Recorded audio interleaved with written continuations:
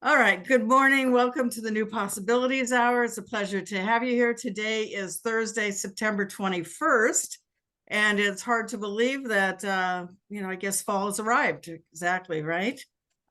We are so happy to have you here. As you know, there is no charge for these programs. It's the brainchild of Natalie Armstrong-Motan, who started this in the spring of 2020. And then every week, my co-host, Jeff Kachavin, and I host an amazing speaker. And today is no different. We have an equally amazing speaker to present to us today. But first, let me tell you how much the running total is so far for donations about which we've been told. These are donations to food banks around the world. $444,317.78. So that's fantastic. I think this show will pass the $450,000 mark, and $500,000 is in our sights. And so that's millions of meals served around the world, thanks to the generosity of this global legal community. And thank you so much. Oh, we do have Jeff here now. So hello. Good to see you too. So anyway, today's speaker is Dan Berstein, and he's inviting you to support Feeding America. I've put the link in the chat there. It's feedingamerica.com, I believe. And let's see, hold on one second. Is that right, Dan? I think it's from the, I'm not sure the URL, but I think it's feedingamerica.org for what you had put in before. It is. I just put it in again. Feedingamerica.org. Okay, that's perfect. Now you know where to go to donate your hard-earned dollars. So thank you so much. The presentation today is going to prove to be very interesting. It is the topic is overcoming avoidance of diversity changes in dispute resolution, tools for change. And this is a mental health safe project. And it's being presented here today by Dan Berstein, who is a professional mediator. He has an academic background in public health and mental health, and then also his own personal experience he'll be talking about, sharing that with us on a very personal level of living with bipolar disorder. And he's been able to develop innovative online programs that use conflict resolution best practices to prevent discrimination. Through his company, MH Mediate, Dan has trained thousands of people to talk about mental health, address challenging behaviors, and resolve conflicts. Clients have been everybody from individuals to government agencies at city, state, and federal levels.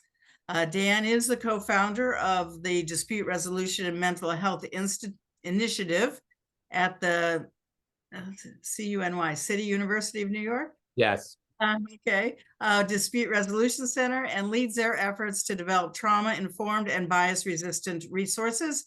He holds a master's degree in mental health from Johns Hopkins School of Public Health, bachelor's degree from the Wharton School at the University of Pennsylvania, and a mediation certification from the New York Peace Institute, where he formerly sat on the Mediator Advisory Board. He does have a book, Mental Health and Conflicts, a Handbook for Empowerment, which was published by the American Bar Association in 2022. And I think that today we will leave this presentation with a lot more knowledge and insight on mental health safe practices and how to use them in our mediation practices. So Dan, I'll turn it over to you. The floor is yours. Maybe you can tell us a bit about why you chose Feeding America for your food bank, and then take it and run. Thank you. Yeah, thank you very much. And thank you everyone for coming, and thank you for all the donations from this program and all the other programs. I really feel like it's wonderful to see so much of everybody's work and every topic they're speaking about get funneled into this great cause. And it's great that everybody's part of doing this, and that you guys have all raised so much money. So I'm excited to be speaking for that kind of purpose now.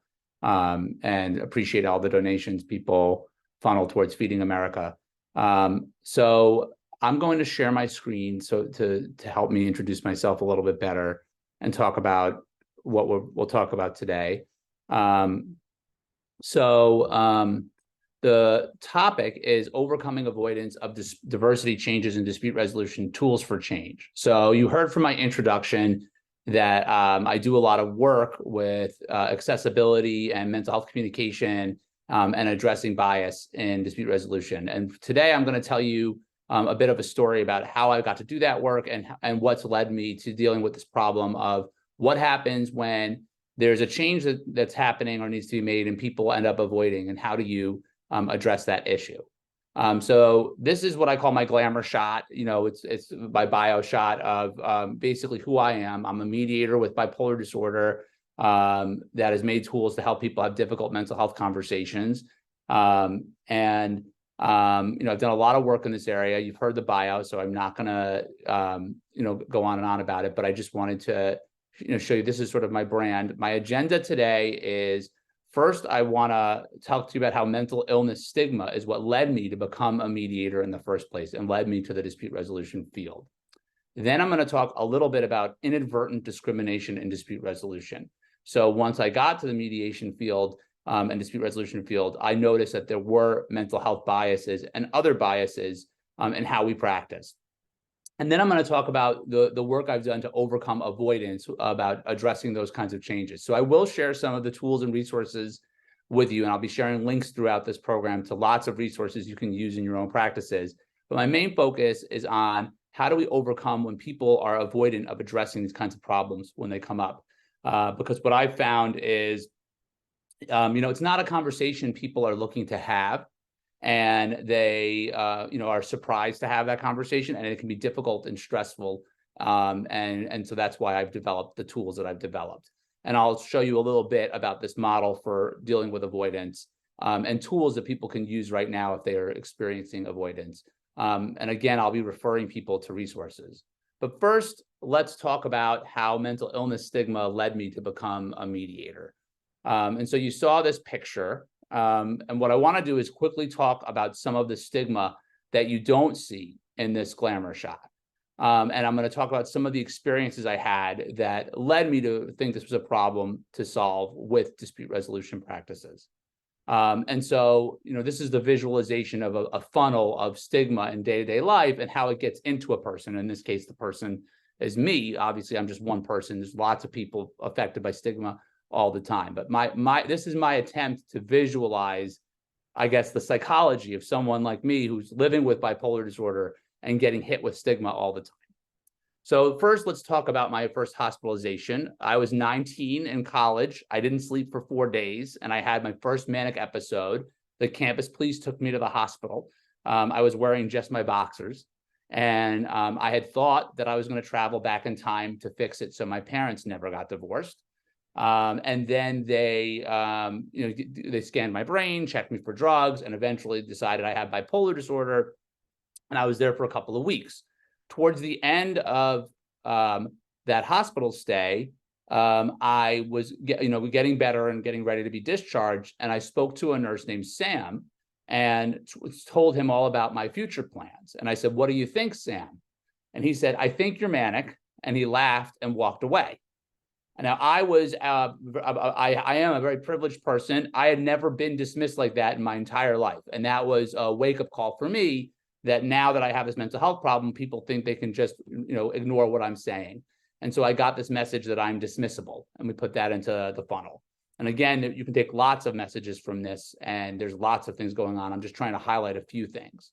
So next, I want to talk about my family.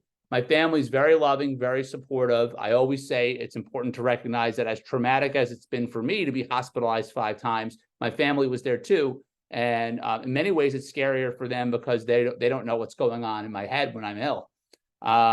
You know, so there's a lot of trauma all around. I really appreciate that my family was so supportive. But I told them I wanted to tell people, like my friends, what happened, and I wanted to get support from them. And they said, "Don't tell anyone." They said, "You'll lose all your friends if you tell them that you have this mental health problem." So I got the message from them. And again, they were caring for me, that it's shameful to have a mental illness. And that got thrown in.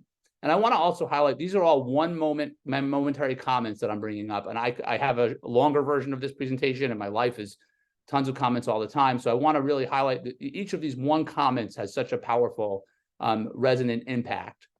So then we have my college administration. I took a medical leave when I had my my illness. And when I came back, they said, we're mandating a course limit for you, because they assumed anytime a student takes a medical leave, they need a course limit. I never had academic trouble. I had done a 7-course semester. My lowest GPA ever was above a 3.7. And they were forcing me to have a course limit, and it was very disempowering, and I actually need a lot of stimulation, so it was difficult for me not having more to do that semester. And then they tried to do it again another time, and I told them I had reviewed their discrimination policies, and I never had an academic problem, and they dropped the course limit. But this was another thing that was upsetting, and it sent the message that there's a presumption now that because I have this illness and I took a medical leave, I'm incapable of doing the level of work that I used to do. Then we go to dating. I was on a 3rd date with someone soon after I had gotten sick and started my advocacy work. She had suggested we watch a movie at her apartment. I decided I didn't want to not share that I had bipolar disorder. Lots of people say, wait months and months and months, hide your medicine, let the person get to know you. I didn't want to have that kind of thing where I did a later dramatic reveal. So I mentioned that I do advocacy work and I have bipolar disorder. And she said, my cousin was molested by someone bipolar, and she threw me out of the apartment. And that was the last that I saw of this person. So I got the message that I was undateable because of my diagnosis. Then there was a time with psychiatrists where I was looking for a new psychiatrist.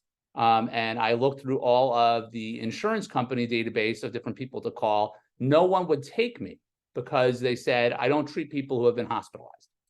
And this is actually, you're not allowed to turn people away from your services based on their mental health disability. But doctors can't, because doctors can say that they specialize in treating certain things and not other things. So a doctor can say, I won't take any patients with bipolar disorder at all, or I only treat depression and anxiety, etc. So this is an actual problem. I had to use my personal networks to find me the new doctor because nobody would take me.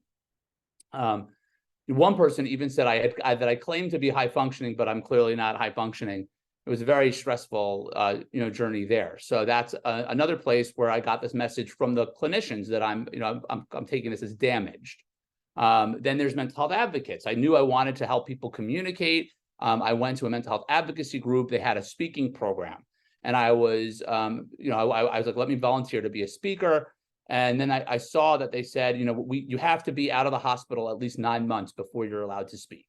And I said to them, okay, well, I'm 4 months out of the hospital, so I guess I'll have to wait. And they said, no, no, no. They wanted me to speak. We'll waive our policy because you're articulate and you're not overweight. And so they thought I'd be a charismatic speaker, and unlike their stereotype of people who have gained weight from taking medication and are not as articulate as I seem to be. And they actually asked me to do another assembly program right on the spot and wrote me into a grant. That's an example, by the way, of a microaggression to say, oh, you're not as inarticulate or fat as I expected, is a compliment in a sense, but it also is sending a denigrating message that you are assuming people with mental illnesses are very off-putting, is the message I put in here. So, add that to the stigma funnel. Then we go to the mediation world. So I took my first mediation training. I fell in love with it. I thought this is the answer to stigma, that self-determination, impartiality, having someone who honors your voice. This is it. And then on the last day of the training, the trainer said, by the way, you have a duty to check for capacity, and that means don't take a case if someone has a mental illness. I was scared. I almost didn't complete the training. I thought, I was 2 months out of the hospital. I'd actually argued with my clinician to go to the training, which I'm glad I did because, look, here I am. But, I was terrified. And I actually, to this day, I get nervous that if people understand I have mental health problems and I don't cover up my instability, they'll think I'm not capable to be in the mediation world. But here they said, screen out cases with mental illness because they lack capacity. And that's an example of just the power of one comment to make me feel helpless or seen that way and not able to participate. But actually, there's a lot of guidance out there, and that's part of the work I've been doing only recently to get people to remove some of that language so other people don't get that kind of messaging that people with mental illness can't function. Then I also went to an advanced mediation training with a very famous trainer to deal with challenging situations. And the training said that we're going to learn how to deal with mentally unbalanced parties on the agenda. Right before I got there, I didn't know that's what they were talking about as one of the examples. And for that exercise, they actually hit themselves in the face repeatedly, and everybody was laughing to mimic what it would look like to be around, I guess, a caricature of somebody who may have a mental health problem. And that was something where it was many years later that I actually, got the courage to speak up about it and raise and share feedback about how that exercise had affected me. And just for sake of time, I won't go into all the details, but there was a lot of misinformation being shared as well, and it was very uncomfortable. I got the message that people with mental illness were being mocked, which, probably most practitioners have seen that kind of talk, water cooler talk about cases, and heard a lot of kinds of derisive comments as well. Then I had my own presentation. So I was giving a presentation. This isn't the picture from it, but the American Bar Association section for dispute resolution. I gave a whole program about the dispute resolution and mental health initiative. I shared my personal experience, and someone came up to me afterwards, and I was talking to them about something, and I gave an example with my then girlfriend, who's now my wife, and they said, "Oh, wow, she must be a lot to take you on." And so then I got this idea that I'm burdensome just from me giving a talk like this. The kinds of comments people come up and say afterwards, and they don't mean it meanly, as far as I know. I don't think anyone means it to be upsetting. But anyway, this is just a slice of the kinds of stigma messages that happen all the time: dismissible, shameful, incapable, undateable, damaged, off-putting, helpless, mocked, burdensome. It happens everywhere. So I was showing you deliberately different examples of different contexts. The messages accumulate. So if you try to really visualize it, you can see it all getting poured into this funnel of stigma that makes me nervous in so many interactions and disadvantages me. And by the way, justifiably nervous. They measure stigma by how much you are worried. It's called self-stigma.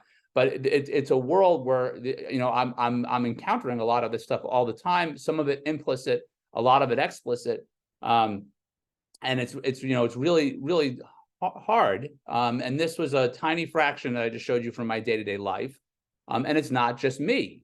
So 1 in 5 people will have a mental health problem this year.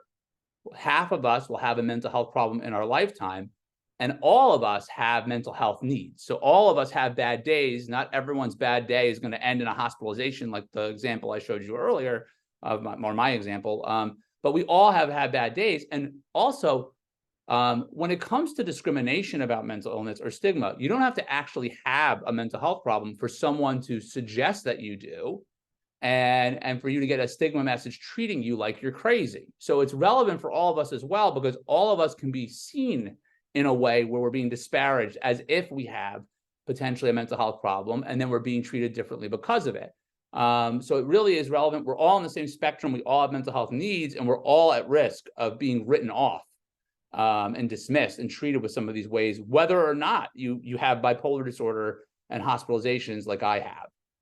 Now, I became a mediator, as I said earlier, because I believe self-determination and impartiality were the answer to stop stigma. I thought if people honor that someone with a mental health problem has choices that are their own, that would overcome a lot of the paternalism and assumptions.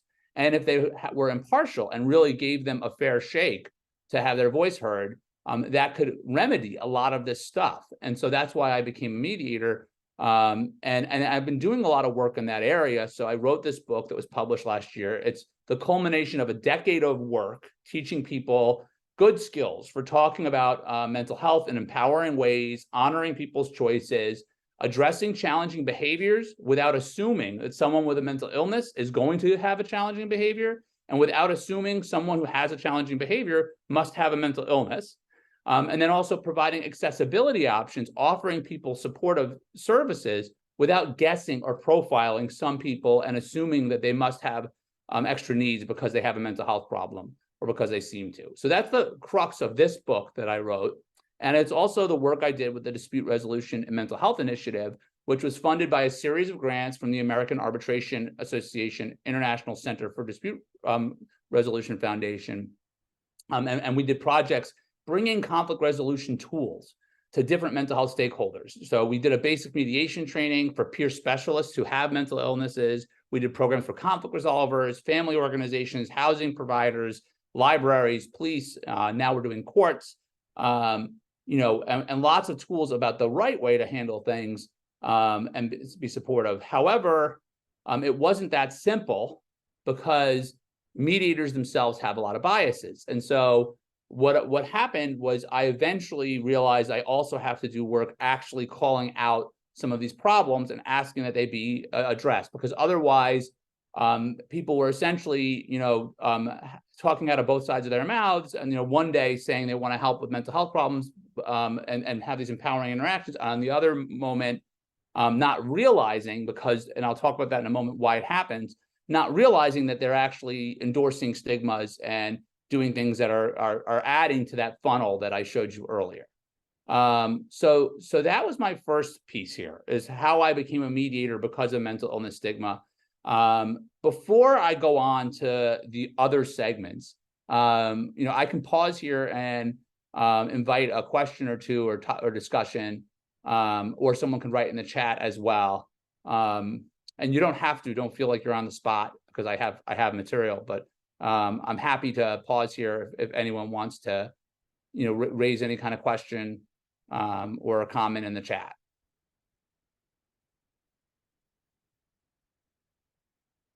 Okay. Well, keep that in mind as I go forward, that, we have that option, or else we can also save that for the end. So the next topic that I'm leading into here is inadvertent discrimination that happens in dispute resolution. And when we go into that topic, I want to start by saying, and I'll actually go back to the agenda for a moment. This is inadvertent. I don't think anyone is doing this on purpose. My belief is that we need to have a social consciousness shift.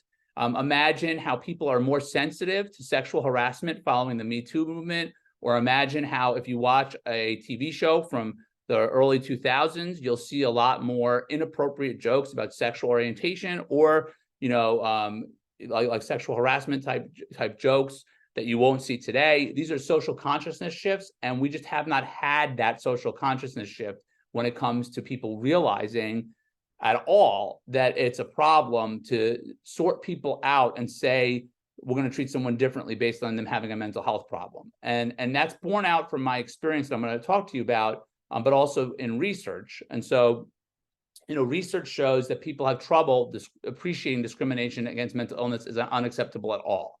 So this is out there. It's just a fact that, I have lived it from the work that I've done trying to ask people to make changes. It takes a lot of convincing for people to understand something like what I just shared of, saying that we're gonna assume we should check someone for capacity if we know they have bipolar disorder before we do a mediation. That is actually, discriminatory towards someone with bipolar disorder, because you're treating them differently based on a disability and nothing else. It's not based on the observed behavior, it's just based on the diagnosis. Well, that's me saying that after years of trying to figure out the best way to say it, after me having just shown you the personal experience piece. And even then, it's difficult to get people to even just realize and say, okay, it's sort of like if you were doing this and sorting people by race, and you started saying we're going to do something different based on someone's race. Well, that's what we're basically saying when you are labeling them based on their disability or diagnosis. That connection is not there. So people are well-meaning, but they don't realize. So that's why there's a problem, like the examples I gave earlier of how this guidance comes to be. So first, they just don't realize it's a problem. Second, people are developing practices based on mental illness stereotypes. So you will hear people saying, like the example I gave you, well, we have a duty to check for capacity, so make sure someone doesn't have a mental illness. But that's not really how you check for capacity. If you are going to have a duty there, you really should be looking for behaviors that indicate that someone may lack decision-making capacity, and not saying, well, let's just screen the people with mental illness out, assuming they're the ones who are going to lack capacity. And so this is the kind of thing that happens. There's also guidance that assumes people with mental illness are going to be violent. We need to screen out people who have violence, and therefore we should check for mental illness. But there's a difference between checking if someone has a mental illness and checking if they are at a risk of violence. Those two things should not be a one-to-one relationship or linked at all. They're separate endeavors, but people have developed practices based on common mental illness stereotypes. And the three that I key into, but there's many more, is dangerousness. People with mental illness are dangerous. So instead of saying, let's have a policy to check if someone's dangerous, you'll check for the mental illness or assume the mental illness is dangerous. They might be helpless and not able to function. So instead of having a way to check capacity, you're now checking, oh, does the person have a mental illness? I'm assuming that means they're helpless. And then there's this social undesirability element, which is just basically saying it's okay to not want to be around someone who has a mental illness because we put people like that in institutions and taking them away. They don't belong. So there's just a general sense of being comfortable saying, well, we need to do something else. Our services are not really designed for someone like you.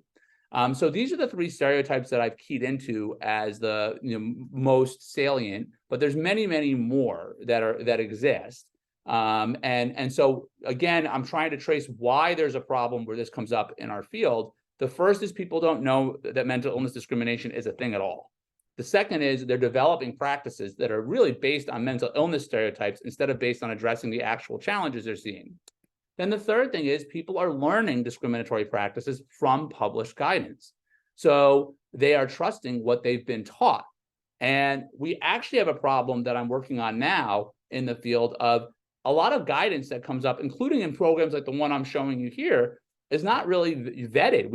People go to continuing education programs or read in law journals, but no one's really checking to make sure that there's good guidance, and so problems can come through and get amplified. And so there's lots of trainings out there that I've been doing work to try to raise awareness of that are teaching people to try to notice if someone has a personality disorder, let's say, and then communicate with them less.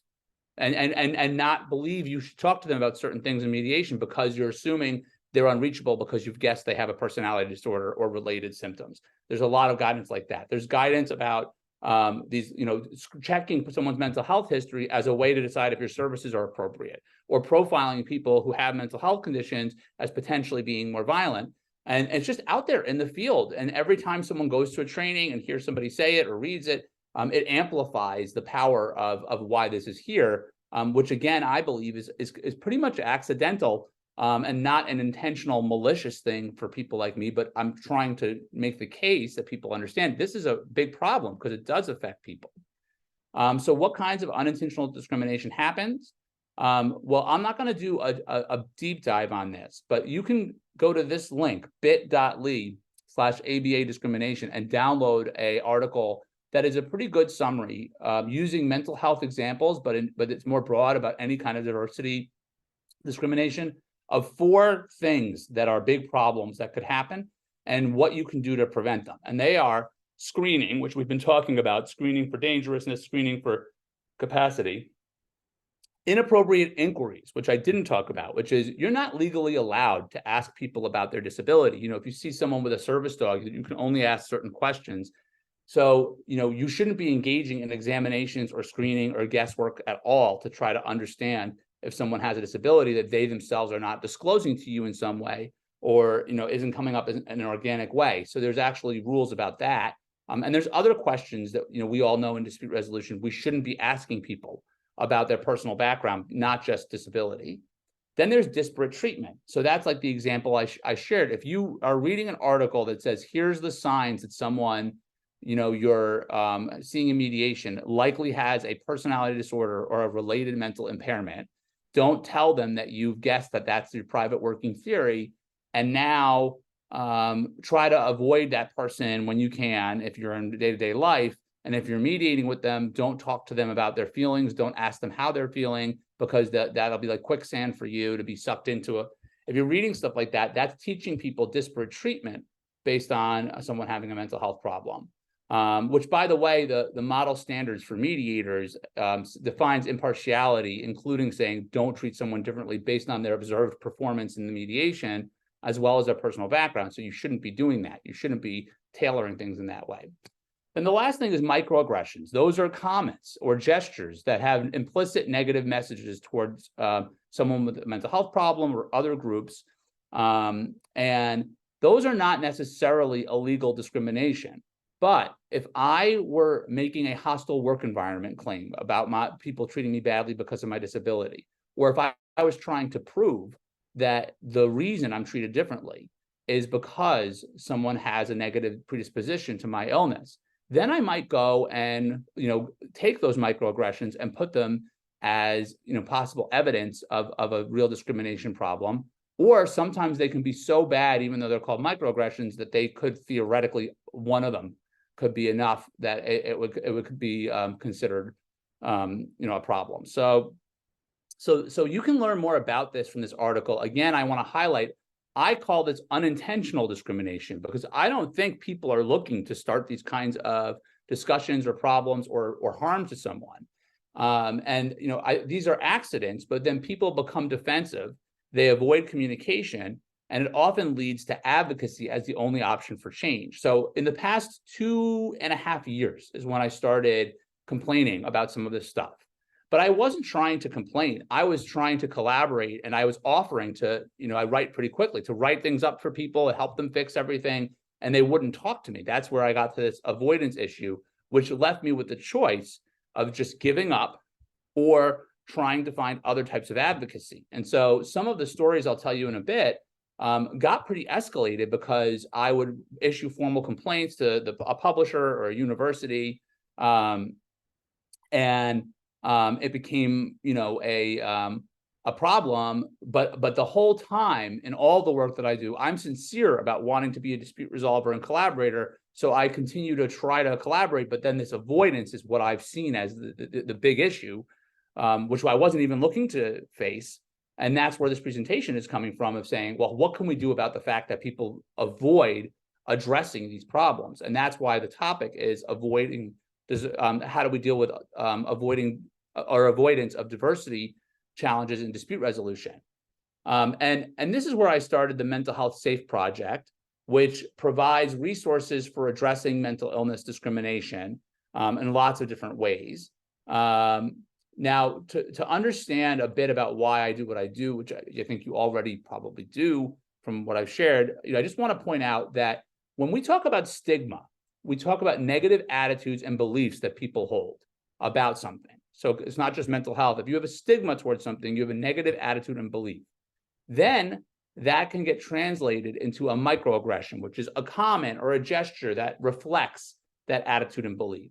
And it can also become a discriminatory action. You might get fired because someone thinks you're not capable. You might lose custody of your child because a judge has seen a lot of cases with someone with your diagnosis before and is known that they have this, skepticism toward that diagnosis, and a savvy lawyer has now really demonized your condition, and now you don't have custody of your kid. And that might be, one way there's discrimination amongst many others. And then there's when it's published. So imagine the difference between how often in this country just a parent loses custody, and then how often someone writes up, let's make sure we take away kids from people with this condition. That's much rarer. So every time we see something that's published, when I see it, I think to myself, oh no, if this got printed here and people are reading this and editors put this forth, what's the scale if you go back? How much is this a problem in our society? And then, of course, changing a publication has the potential to ripple through as well to make a difference across all these dimensions. So that's why I care about published guidance. And through the Mental Health Safe Project, I've actually gotten a bunch of mistakes removed, disclaimed, and updated. Again, I call them mistakes, unintentional, well-meaning people. I don't see this as anyone was trying to be malicious to the folks who have mental health problems. I see it as a product of all the forces I mentioned earlier.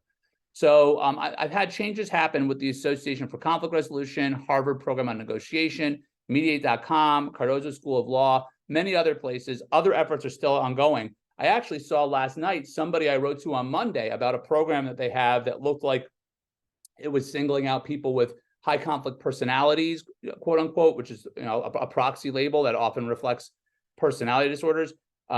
I didn't hear back from them, but I saw that the program description got changed, and I saw that last night. So every day I'm bogged down in a lot of this work of contacting the places and trying to see if there's a way to get them to change some of this, because I remember what you all now know from hearing from me, the pain of just hearing one trainer one day saying to screen out cases with mental illness, and the lasting effect it's had on me, even to this day, that I'm scared that all of the dispute resolvers are going to see me as incapable because of my illness. So I'm trying to get these things updated. The way that I do it, and if you want to read about it, you can see some of the past histories here at bit.ly/stigma responses. I wrote an article in Alternatives, and they asked me to trace what all the history was. So I did it in this document, which is a living document and will eventually be updated again. But it walks through some of the processes to get things updated. And the model that I do for the Mental Health Safe Project is to assume good intentions, prioritize collaboration, but then assert disability rights if the people avoid the collaboration. You know, so instead of just giving up. And I also, through this project, have given trainings through places like the National Alliance on Mental Illness to over 1,000 people who have mental health problems or are supporters of folks with mental health problems, to learn how to use conflict resolution skills like the ones that I've been learning and working with for a while for self-advocacy. How do you assert boundaries? How do you respond to microaggressions and discrimination? How do you ask for reasonable accommodations, et cetera? So there's been a lot. I've been doing a lot of work that's been inspired by some of these communication challenges. And so that's my overview of inadvertent discrimination and dispute resolution. I'm just going to power through this, and then we'll do questions at the end, because these next two sections are a little bit shorter and they flow well. So let me go through here. So let me say, you know, first let me say, if you want, I'm going to link you to a paper that's a draft paper about the whole model for overcoming avoidance. So you don't need to feel like you have to write any of this down. But people avoid because they have anxiety. It's seen as an anxiety response that's generally seen as maladaptive, although sometimes it's adaptive. Some researchers are saying professionalism norms, so certain topics are just seen as taboo to discuss in a professional environment, and that can silence people. Sometimes it's a liability strategy, although, you know, I've found documents where sometimes you make it worse by not talking about it, and that's been the case with a lot of the situations I'm in. They might have time constraints. They might have ignorance of the impact. I think you can tell from the thrust of this presentation, that's my big message, as I don't think people get it, how much it's hurting people. And there could be systemic biases, which is another thrust to this, and then they might hope the problem will disappear.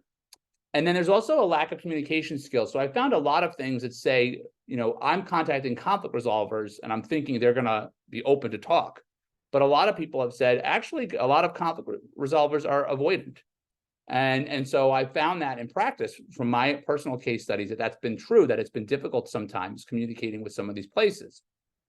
But there is still light at the end of the tunnel if we find ways through the avoidance. So I wanted to show you a couple of examples. So the first is, this is an article that was published at the ABA, Mental Illness Discrimination Breakthroughs at Mediate.com. And I contacted them because they had a lot of articles that had little comments in them that were, you know, really harmful and discriminatory. And I worked with them on it, and we had a lot of ups and downs. We actually did a mediation.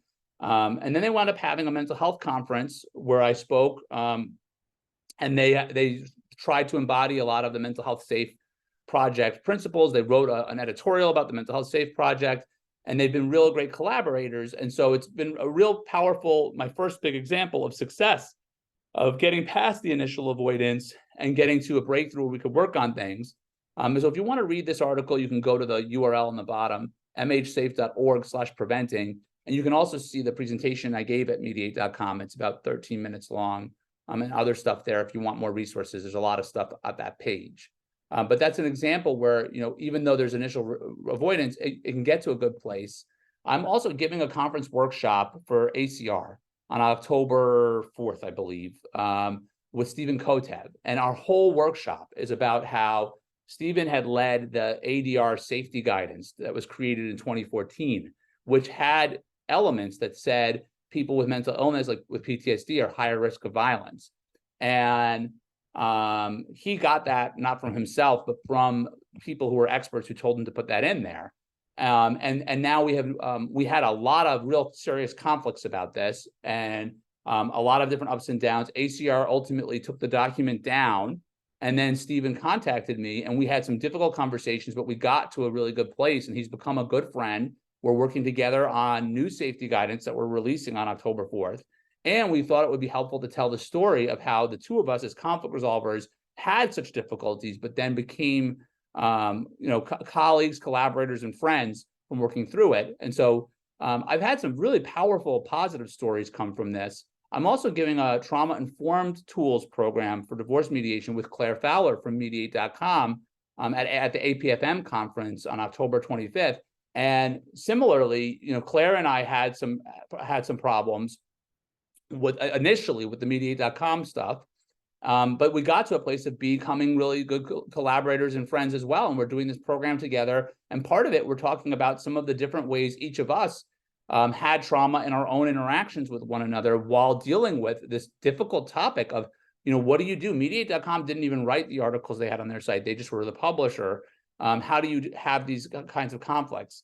So that's not the focus of it, but it's still, to me, it's very meaningful that we've gotten to that place.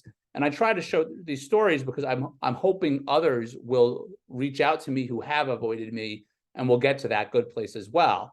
I'm also presenting on October 14th at the Works in Progress conference from AALS.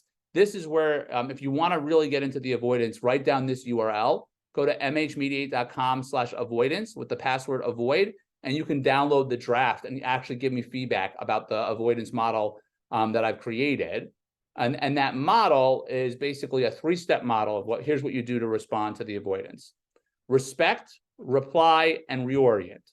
So first, number one, respect their choice. So even if what they're saying is terrible and you don't think it's the right reason, they've made a self-determined choice. They don't want to talk to you. So we're going to honor self-determination. And also for me, I want to dispel accusations of harassment, because a lot of people have basically treated me like I'm a psycho, like the stereotype psycho. I don't use the term psycho myself. And like the idea that I'm contacting them at all, or that I'm crazy to think there's a problem. I'm crazy to follow up. So it's good to just say, I'm going to respect your choice and not get into why did I keep contacting you when you indicated you didn't want to hear from me. Then my suggestion there is to give one final reply. So that's respect to reply. The reply can, again, dispel accusations of harassment by showing what's happening. And it can reflect your understanding. So this way you say, I believe you don't want to talk to me. They have a chance to say, oh, no, I didn't mean that. Give them a chance to change their mind. You can also create a record of the avoidance. So if you're doing advocacy, you can show firmly, look, I understood. I told them that I'm being avoided. I'm waiting to hear from them. And then you can share your possible next steps.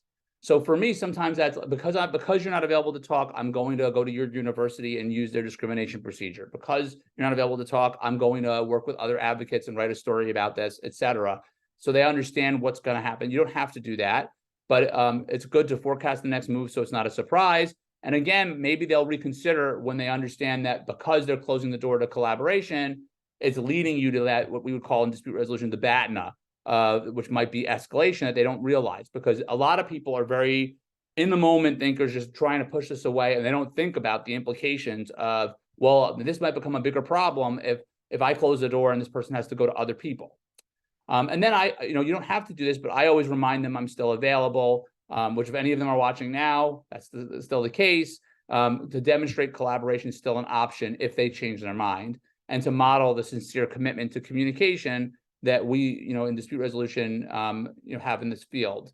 And also to keep that clear notice, you're open to de-escalation if they want. And it's important to remember, this was your last word. So you don't have any future chance to say that to them.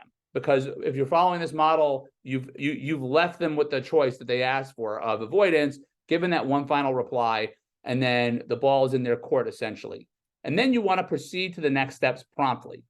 So that's where reorient comes in. Reorient is proceed to the next steps promptly, because it's traumatic to sit in rejection. So I have some things where I sat for years. I sat for 8 years before I gave feedback about the person who was hitting themselves in the face. There's lots of things that sit for a long time.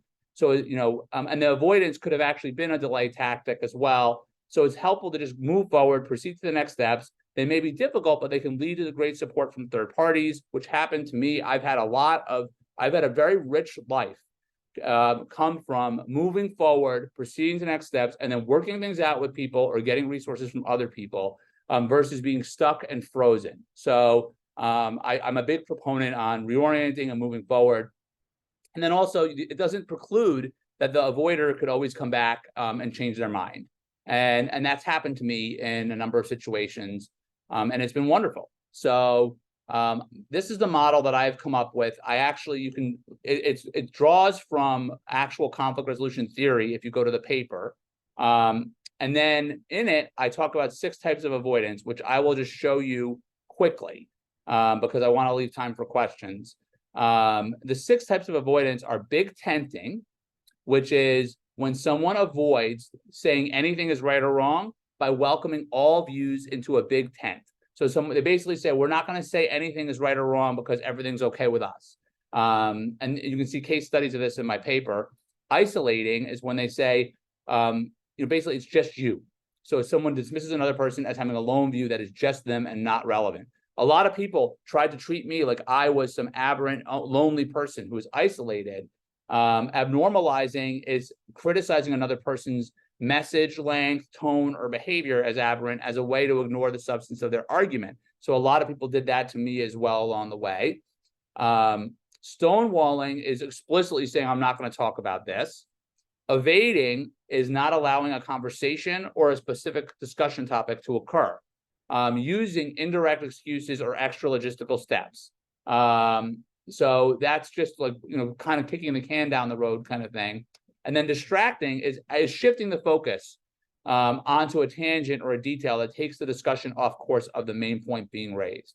So I don't have time to give you more examples of this, but I will show you that this is an acronym I put together that spells biased, which worked out nicely because I wasn't planning to. And basically, people engage in these avoidance activities in part due to biases that are conscious or unconscious. And people can do a combination of these different strategies across a campaign of avoidance. So if you want more information, I mentioned you can see the paper I have at this URL here. You also can see a replay of a 30-minute program that goes through some of the examples from the ACR-GNY conference in June at that page. And then you can actually get tools. There's a checklist of how to handle each of those 6 types of biased things and how to do those 3 R's in avoidance. So those tools are available there as well. So that's a lot of resources for you. And then you can also all contact me anytime with anything. So my email is dan@mhmediate.com. I really welcome hearing from people. And I appreciate all of you giving me your time and attention now. But if you have any interest in anything under the sun related to any of this, I'm getting these kinds of inquiries all the time. And it's, as someone who has felt like I had no one to reach out to in so many situations, I like being someone who random people reach out to. So please don't be shy. And I'll stop here and take any questions or discussion. Thank you so much, Dan. This is amazing. Can you maybe close your Sure. your PowerPoint? And then here we are. Does anybody have a question for Dan? You can just, we're a small enough group. You can speak up, raise your hand, however it is you want to do that. There was a lot going on in the chat while your presentation was going, with links to your article, which is great. So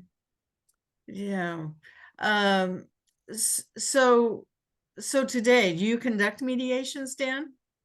Today, I rarely still conduct mediations at this point because I'm trying to do a lot more to give people tools and practices. So what happens is I'll hear from different people like a mental health agency or something who wants a mediation. And when someone contacts me like that, I will do those mediations. But other than that, I'm not I'm not seeking tons of mediations because I do so much of the work developing resources to help people practice these skills. And these are definitely skills, and very human ones too. So any questions for Dan? Well, we've got a couple of minutes before the top of the hour here. It's a quiet group today. It's okay. Some of us are quiet because it's such a sobering subject, and I have so much despair around it. And I want to thank Dan for all his efforts. I don't know if you remember our conversation, Dan, after the Mediate.com mental health conference. I'm profoundly grateful to you for your work. But the despair I have is around the institutionalized incapacity in the legal profession, and to embrace the ideas you're talking about. I've tried from my own perspective for years to work on it, and I've come to believe that the only explanation is the level of fear in the legal profession, because we have such higher rates of illness and substance abuse, combined with, frankly, epidemic toxic environments and bullying, the ancient hierarchies and paternalism in the legal profession. All those things are a stew that protect people in high places. And I don't know what to do about it except call it out, because it's very real. I have been, after 7 years of doing the work, the greatest work of my life, creating an interdisciplinary program in San Francisco that saved thousands of people from homelessness, being driven out by the executive director of the Bar Association, who has contempt for the kinds of ideas you're talking about. And I'm very angry about it. It's crazy. And at the same time, I know the people that are taking these kinds of actions are ill and frightened and don't know what to do, but that doesn't mean we shouldn't be. Some of us need to have the courage to speak up. So I'd like to start that dialogue today. Thank you, Dan. Well, thank you, Roger. And I'm going to put my email in the chat again if you want to email me, because I would love to continue the dialogue with you about those things. I'm actually, one of the things I did because of someone who avoided me is I exited the American Bar Association, not because I had problems with the organization, which has been very supportive, but the one person there who happens to sell some of these trainings was ignoring me, and it almost caused me to have a full breakdown.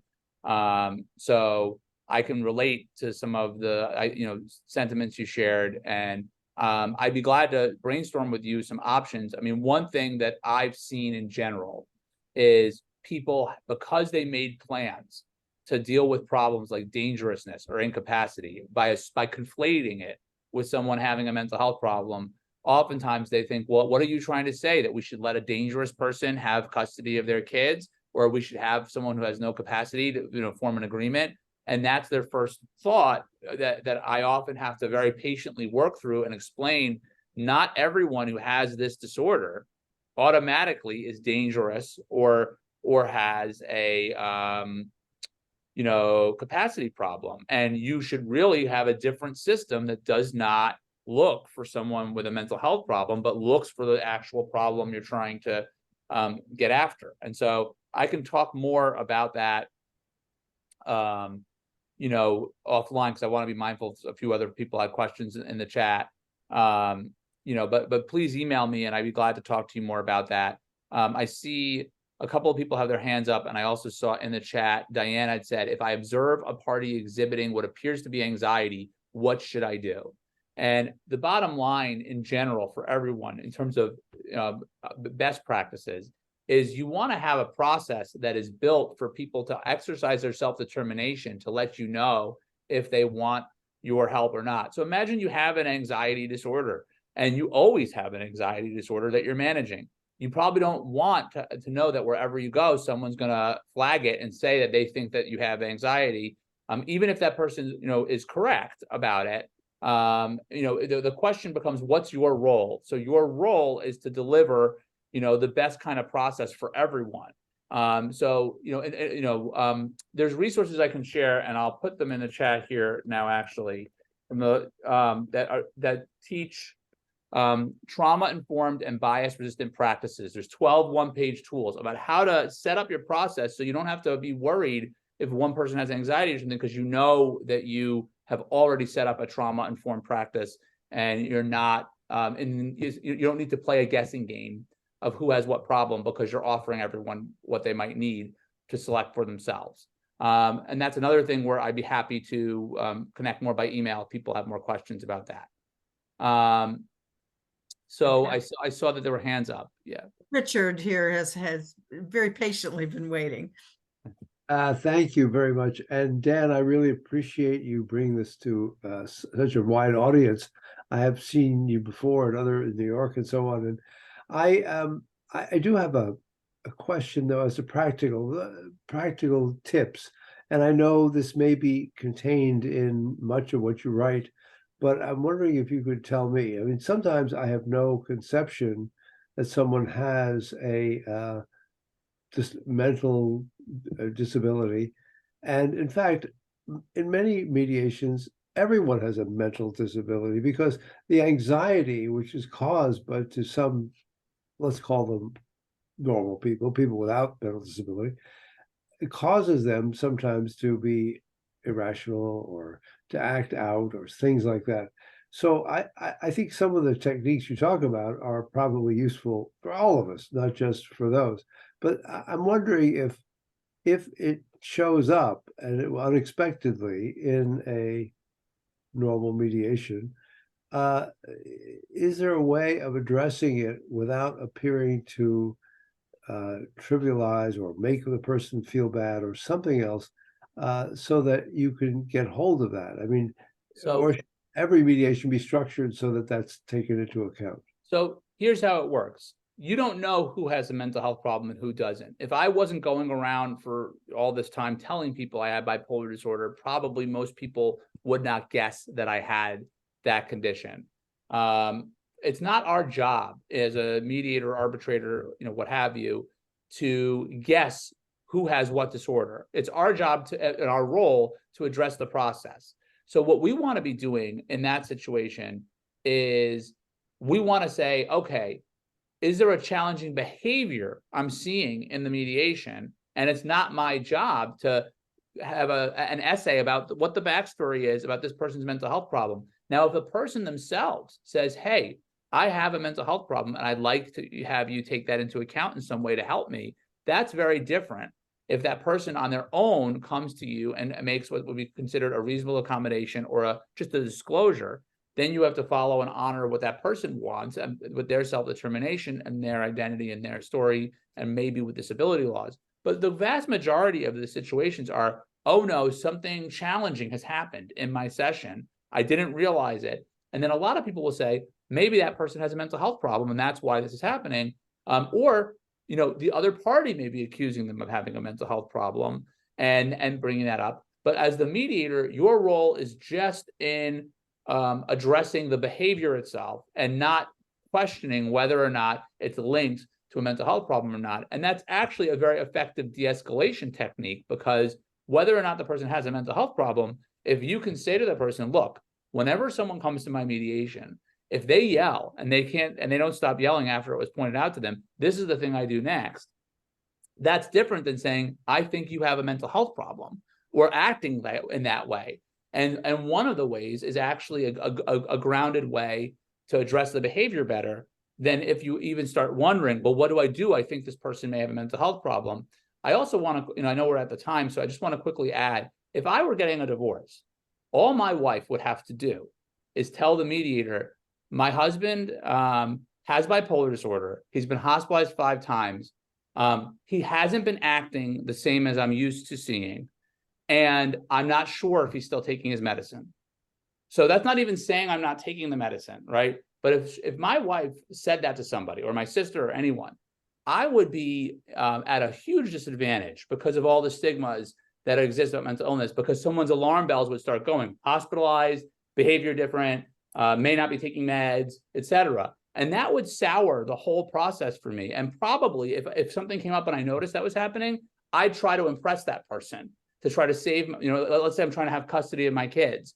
So I want to really highlight that example. I don't know if it's helpful, but just to say, we need to be in the business of not making the mental health problem our business at all, not questioning whether someone has it, thinking about how to handle challenging behaviors instead in the context of our role. And then if somebody brings it up themselves that they have a mental health problem and want something, that's when it's appropriate.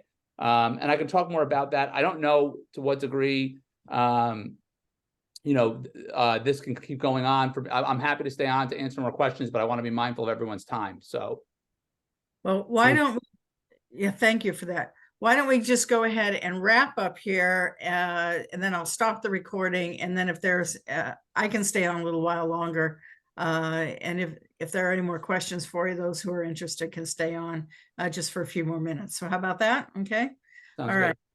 Thank you so much, Dan, for being here with us today. And thank you everyone for being here. Please be generous with your donations to food banks, and please help feed America and the rest of the world. We're going to hit that $450,000 number really soon. So thank you all. And with that, I would say it's a wrap. So thank you. And we'll see you next week. Same time, same place. Bye-bye.